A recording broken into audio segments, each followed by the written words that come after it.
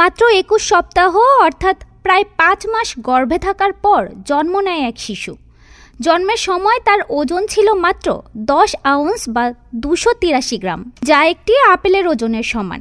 চিকিৎসকদের মতে এত অল্প সময় গর্ভে থাকার পর টিকে যাওয়া এক বিরল ঘটনা। ২০২৪ সালের ৫ জুলাই যুক্তরাষ্ট্রের আইওয়া অঙ্গরাজ্যে জন্ম নেয় নাশকিন।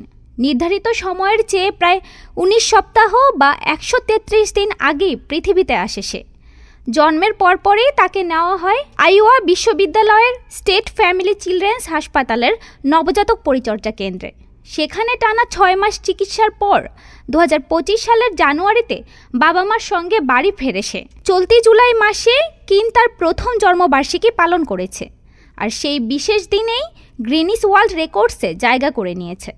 মাত্র একদিনের ব্যবধানে আগের রেকর্ড ভেঙে কিন এখন সবচেয়ে কম বয়সে জন্ম নেওয়া জীবিত শিশুর বিশ্ব রেকর্ডের অধিকারী। এর আগে ২০২০ সালে আলাবামায় জন্ম নেওয়া এক শিশু এই রেকর্ডের মালিক ছিল।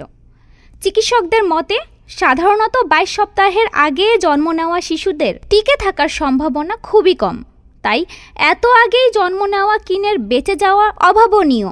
তারা বলছেন, সাধারণত অপরিণত শিশুদের যেসব সমস্যা দেখা দেয় কিন তা তুলনামূলকভাবেই ভালোভাবেই পার করছে। বিশেষজ্ঞ চিকিৎসক মালিন্ডা শেফার বলেন, কিনের জন্ম মা ও নবজাতকের চিকিৎসা ব্যবস্থায় এক নতুন দিগন্ত খুলে দিয়েছে। তবে এখনও কিনের চিকিৎসা পুরোপুরি শেষ হয়নি। শ্বাস নিতে তার অক্সিজেনের সাহায্য লাগে, খাবার খেতে হয় ফিডিং টিউবের মাধ্যমে। ধীরে ধীরে মুখে নরম খাবার দেওয়ার প্রস্তুতি চলছে। হৃদযন্ত্রে হালকা সমস্যা থাকলেও চিকিৎসকদের ধারণা বয়স বাড়ার সঙ্গে সঙ্গে তা ঠিক হয়ে যাবে। এর মধ্যেই কিন নিজে গড়াগড়ি দিতে পারে, এমনকি দাঁড়ানোর চেষ্টাও করছে। তার মা মলি কিন বলেন, সে এখন নিজের পায়ে দাঁড়াতে শেখার চেষ্টা করছে। এটা আমাদের জন্য সবচেয়ে বড় আনন্দ। ডেস্ক রিপোর্ট, আজ বার্তা।